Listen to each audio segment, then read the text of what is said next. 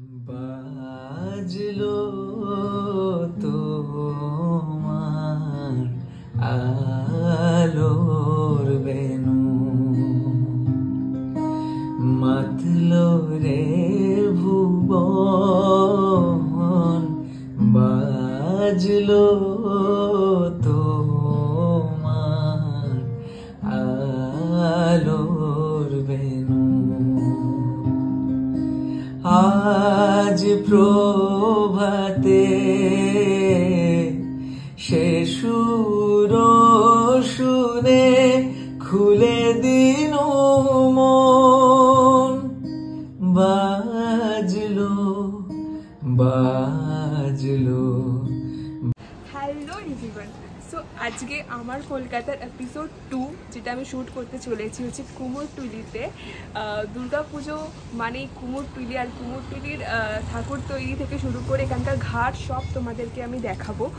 So I am totally nervous, আমি কোনোদিনও এইভাবে এরকমভাবে সেই ভিডিও বানাইনি, সো একটু অসুবিধা হচ্ছে, বাট ঠিক আছে চলো তোমাদেরকে আমি দেখাই। তারপরে আমি সব বাকিটা ইতিহাস হিস্ট্রি সব আমি তোমাদেরকে পরে ভিডিওটা দেখাতে বলবো। সো চলো। প্রথমে গিয়ে যেটা দেখলাম যে পুরো দোকান বন্ধ, সব করে আমরা প্রায় 6টা সাড়ে 6টা নাগাদ পৌঁছে গেছিলাম, আর দেখছি যে এখনও দোকান খোলেইনি কোনো কিছুই। তো আমরা প্রথমে সিদ্ধান্ত নিলাম যে আমরা যাব হচ্ছে ঘাটের দিকে। আগে আমরা ঘাটের দিকটা কভার করব, তারপরে আমরা এখানে এসে মূর্তি করা দেখব। পুরনো কলকাতা আমার কাছে বরাবরই একটা ইমোশন। পুরনো কলকাতার এই গলি, এই বাড়ি, প্রত্যেকটাই একটা ইমোশনের জায়গা। সো আমরা এখন যাচ্ছি হচ্ছে ঘাটের দিকে। ফার্স্টে ঘাটটা আমরা কভার করব, আর যেখানে ঠাকুর তৈরি হয় ওই অনেকগুলো দোকান এখনও খোলেনি, বন্ধ আছে। দ্যাটস ওয়াই আমরা এখন যাচ্ছি হচ্ছে ঘাটের দিকে। আগে আমরা ঘাটে যা যা আমাদের শ্যুট করার, ছবি তোলার, সেগুলো কমপ্লিট করব। ও এই নর্থ কলকাতার পুরনো বাড়িগুলো না আমাকে এত অ্যাট্রাক্ট করে।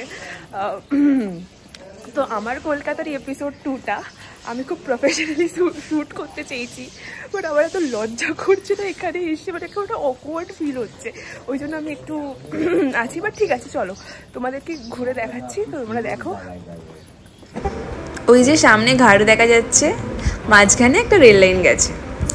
ভিডিওটা প্রপারলি কিছু বলার আগে আমি একটুখানি কিছু কথা বলে নিতে চাই। তো প্রথমে আমি ক্ষমা প্রার্থনা করছি তোমাদের সবার কাছে, কারণ আমি সেরকমভাবে অ্যাজ আ সিনেমেটিক ওয়েতে ভিডিও নিতে পারিনি, তার জন্য আমি সত্যি ক্ষমা প্রার্থী।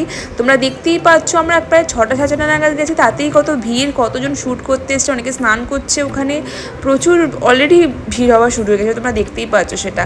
তো তার মধ্যে নিজের ভিডিও ফটো একা শ্যুট করেছি ওই রকমভাবে সেজে গিয়ে, তো সব কিছু মিলিয়ে এখানে একটু ভুল ত্রুটি থেকে গেছে। বাট তোমাদের সাথে কুমোরটুলির হিস্ট্রিটা শেয়ার করি প্রথমে, চলো।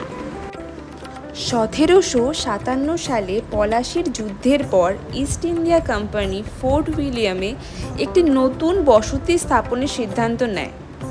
এর ফলে জনসংখ্যা সুতানাটির দিকে সরে যায়, অন্যদিকে জোড়াসাঁকো এবং এর আশেপাশের এলাকাগুলি সমৃদ্ধ এলাকায় পরিণত হয়। কোম্পানির সরাসরি নির্দেশে শহরের বিভিন্ন অংশ বিভিন্ন শ্রমিকের জন্য বরাদ্দ করা হয়। কুমারদের জন্য এই আবাসস্থল তাই জন্য কুমারটুলি নামেই পরিচিত। যখন শহরটি বিকশিত ও প্রসার লাভ করে তখন প্রচুর মানুষ এই এলাকাগুলিতে স্থানান্তরিত হয়ে এই এলাকাগুলিকে কেবল তাদের নামে পরিবর্তন করে। তবে উত্তর কলকাতার কুমারটুলির কারিগররা বিপুল সংখ্যকে টিকেছিলেন। নদীর ধারে পাত্র তৈরি করে বাজারে বিক্রি করার জন্য এই কুমাররা শীঘ্রই দেবদেবীর মূর্তি তৈরি করতে শুরু করে। এই কুমোরদের কেন্দ্রস্থলে 30-এরও বেশি মহিলা এবং অনেক পুরুষ কারিগর বাস করেন, যারা দেবদেবীর সুন্দর মাটির মূর্তি তৈরিতে ব্যস্ত। এর বেশিরভাগই দেবী দুর্গার চিত্র, যিনি সিংহের উপর চড়ে মহিষাসুরকে বধ করেছেন। এই মূর্তিগুলি তৈরির প্রক্রিয়াটি খুবই কঠিন এবং জটিল।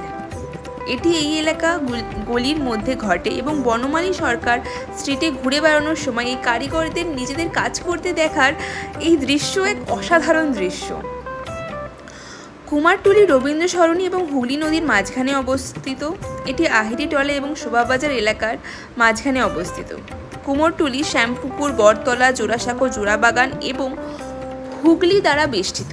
একবার কলকাতায় এলে কুমোরটুলিতে যাওয়া কিন্তু খুব একটা কঠিন নয়। তো যারা যারা ভাবছো কুমোরটুলিতে এসে ঘুরে যাবে, পুজোর সময় এসো না, পুজোর সময় প্রচুর ভিড় আর কারিগরদেরও খুবই অসুবিধা হয়। এই জন্য বলবো, মানে তোমরা যদি আসো ফটো তোলো ভিডিও করো, বাট কারিগরদের কোনো অসুবিধা করো না, তারা কিন্তু কাজ করে, তাদের কাজের জায়গায় তাদেরকে ডিস্টার্ব করে কিন্তু আমাদের কোনো লাভ নেই কিন্তু। হ্যাঁ, তো তাদেরকে সুবিধা দিয়ে তাদের মতো করেই তোমরা তোমাদের ফটো ভিডিও করো। আমি কিন্তু তাই করেছি, গিয়ে আমি কিন্তু হুটহাট করে তাদের কাজে ব্যাগরা ঘটাইনি। তারা কাজ করছে সেরকম দেখে সেই হিসাবে তাদের থেকে জিজ্ঞেস করে তারপরেই কিন্তু করেছি ভিডিও। বাসে করে গেলে ওই 222 বা যে কোনো বাসে তোমরা রাজবল্লভ পাড়ায় নামো, ওখান থেকে একটুখানি হাঁটা কুমোরটুলি। আর যদি মেট্রো করে তাহলে শোভাবাজার মেট্রো স্টেশন বাগবাজারের থেকেও খুবই কাছে হচ্ছে এই কুমারটুলি। একবার এসে ঘুরে যেও, পুজোর সময় এসো না, পুজোর পরেই এসো। খুব সুন্দর জায়গা, খুব সুন্দর সুন্দর মূর্তি তৈরি হয় এখানে, দেখলেই মন ভরে যাবে তোমাদের। সামনে গঙ্গা রয়েছে, দারুণ ব্যাপার। আর আশেপাশে ঘোরার মতো বলতে গেলে বাগবাজার ঘাট রয়েছে কিন্তু, আর বাগবাজারে এলে মায়ের বাড়ি যেতে একদম ভুলবে না। আশা করব এই ভিডিওতে আমি কিছু শেয়ার করতে পেরেছি। তোমরা ট্রেনে করেও আসতে পারো, বাগবাজার স্টেশন যদি নামো তো খুব সুবিধা হয়, ওখান থেকে একদম একটা অটোতেই তোমরা চলে আসবে কুমোরটুলি, বা হেঁটেও আসতে পারো, যেটা তোমাদের সুবিধা, বাট আমার মনে হয় অটোতেই বেটার হবে। তো এই যাতায়াত পথ আর খোলা থাকে মোটামুটি সকাল থেকে, একদম এসে অনেকেই শ্যুট করছে, তোমরা দেখতেই পারলে। এসেও একবার ঘুরে যেও, ওই কুমোরটুলি কিন্তু খুব সুন্দর জায়গা, অনেক সুন্দর সুন্দর তোমার মূর্তি দেখতে পাবে। এত অলিগলি রয়েছে, মানে কুমোরটুলি যেখানে ঠাকুর তৈরি হয় ওখান থেকে তুমি ঘাট অবধি যাও না হেঁটে, প্রচুর ভালো ভালো জায়গা পাবে ছবি তোলার, প্রচুর সুন্দর সুন্দর জায়গা রয়েছে। এখন আমি কত জায়গায় দাঁড়িয়ে দাঁড়িয়ে ছবি তুলেছি, দেখো ভালো লাগছে আমাকে, কেমন লাগছে জানিও কিন্তু। তো চলো, দেখা হচ্ছে নেক্সট ভিডিওতে। আশা করবো তোমাদের ভালো লেগেছে। যদি কিছু জানার থাকে, কিছু বলার থাকে, এখানে কমেন্ট করে জানিও। Thank you, thanks for watching. আজ প্রভাতে সে সুর